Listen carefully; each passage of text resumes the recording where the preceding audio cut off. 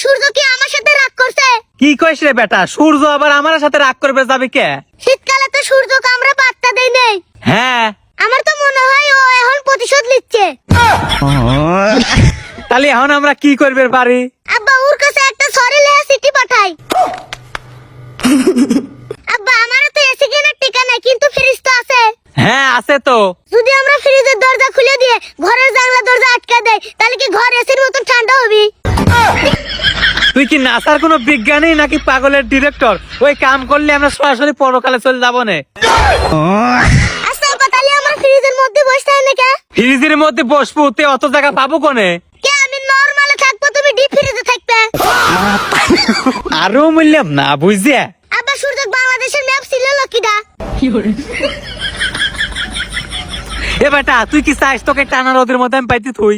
না আব্বা, আমি ভাবতেছি সূর্যর কি গরম লাগে না? লাগেই তো। তে ও ফ্যান চালায় না? আবারও বললাম না বুঝছে। আব্বা আমার মাথায় একটা বুদ্ধি আইছে। কি বুদ্ধি রে বেটা? আমি বাড়ির যে ফ্যানের সাথে বরফ বাঁধি দেবো, তাহলে কি হবে? তাহলে আমার ঘরে শীতকাল চলে আসবি।